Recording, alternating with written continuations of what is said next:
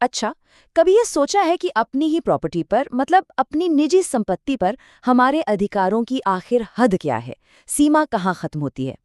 आज हम ना इलाहाबाद हाईकोर्ट के एक बहुत ही दिलचस्प फैसले को समझने वाले हैं, जो ठीक इसी सवाल का जवाब देता है।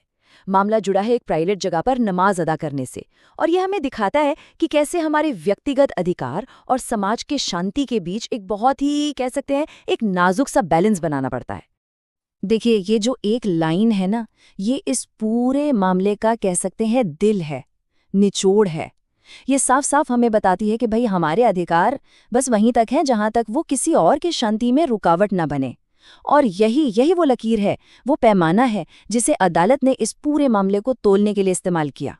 तो चलिए समझते हैं कोर्ट के इस बड़े फैसले को। कोर्ट ने आखिर क्या अहम बात कही? उन्होंने समझाया कि देखिए, हो सकता है कोई काम आपके घर के अंदर हो रहा हो, पूरी तरह से प्राइवेट, लेकिन अगर उसका असर बाहर समाज पर पड़ रहा है, जैसे मान लीजिए बहुत सारे लोग आ जा रहे हैं या शोर हो रहा है, तो फिर वो सिर्फ एक निजी मामला नहीं रह जाता। मतलब निजी संपत्ति के अधिकारों की आड़ में सार्वजनिक व्यवस्था को खतरे में नहीं डाला जा सकता। इसको ऐसे समझते हैं, हमारा घर कोई टापू तो है नहीं, है ना, जो दुनिया से एकदम कटा हुआ हो। हम सब एक समाज का हिस्सा हैं। तो जाहिर है, घर के अंदर होने वाली कोई भी एक्टिविटी अगर बाहर के माहौल पर असर डाल रही है, तो कानून को उस पर ध्यान देना ही पड़ेगा। कोर्ट ने बिल्कुल यही बात साफ साफ कही। तो सवाल उठता है कि आखिर पूरा मामला था क्या? मतलब ऐसी नौबत आई ही क्यों कि बात हाईकोर्ट तक पहुंच गई? चलिए इसकी जड़ को समझते हैं और देखते हैं कि वो कौन सी घटना थी जिसने इस पूरी कानूनी बहस को जन्म दिया। तो ये केस है तारिक खान बनाम स्टेट। कहानी शुरू होती है बरेली से। हुआ ये कि तारिक खान नाम के एक व्यक्ति ने रमजान के महीने में अपने निजी संपत्ति पर, प्राइवेट प्रॉपर्टी पर सामूहिक नमाज रखवाई। अब जब भीड़ इकट्ठा हुई तो पुलिस ने शांति भंग करने का चालान काट दिया, और बस इसी पुलिस एक्शन के खिलाफ तारिक खान सीधे हाईकोर्ट पहुंच गए। अब अदालत में तो हमेशा दो पक्ष होते हैं, है ना, और दोनों अपनी अपनी दलीलें रखते हैं।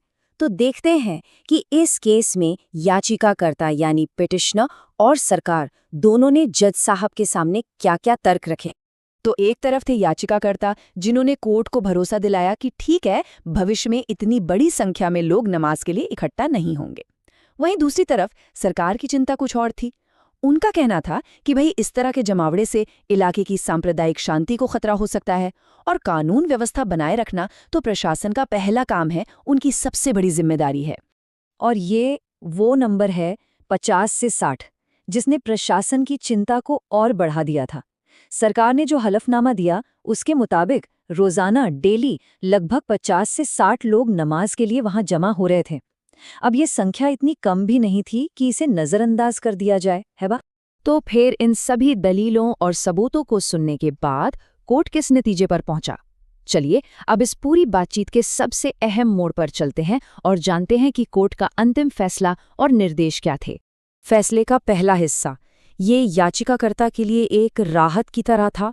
कोर्ट ने वो चालान जो 16 जनवरी 2026 को काटा गया था, उसे रद्द कर दिया। मतलब जो हो चुका था उस मामले को वहीं खत्म कर दिया गया। लेकिन बात यहीं खत्म नहीं हुई। असल में फैसले का जो सबसे जरूरी हिस्सा था, वो थी भविष्य के लिए एक साफ साफ चेतावनी।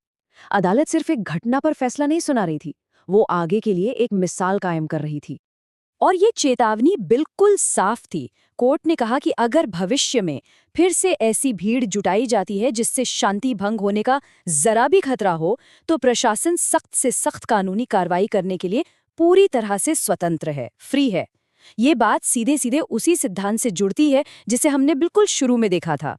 फैसले का एक तीसरा हिस्सा भी था। संपत्ति के मालिक हसीन खान, उन्होंने खुद कोर्ट को बताया कि अब उन्हें सुरक्षा की कोई जरूरत नहीं है।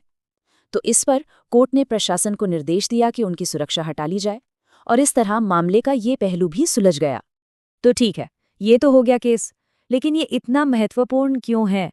मतलब इस एक केस के बहाने हमें बड़ी सीख क्या मिलती है? ये फैसला उस बुनियादी कानूनी सिद्धांत के बारे में क्या कहता है जो हमारे समाज के लिए, उसकी ताने बाने के लिए इतना जरूरी है? ये फैसला हमें एक बहुत जरूरी चीज याद दिलाता है, लोक शांति यानी पब्लिक पीस। इसका सीधा सा मतलब ये है कि समाज की शांति और व्यवस्था किसी भी एक व्यक्ति की गतिविधि से ऊपर है। खासकर तब जब उस एक्टिविटी का असर पूरे समुदाय पर पड़ रहा हो। ये साफ दिखाता है कि अधिकार और जिम्मेदारी ये एक ही सिक्के के दो पहलू हैं। और आखिर में ये पूरा मामला हमें एक बहुत बड़े सवाल के सामने लाकर खड़ा कर देता है। व्यक्तिगत आज़ादी और सार्वजनिक व्यवस्था के बीच सही संतुलन, वो राइट बैलेंस आखिर कैसे बनाया जाए? इस फैसले ने एक जवाब देने की कोशिश तो की है, लेकिन सच तो ये है कि ये एक ऐसा सवाल है जिस पर हम सभी को एक समाज के तौर पर हमेशा हमेशा सोचते रहना होगा।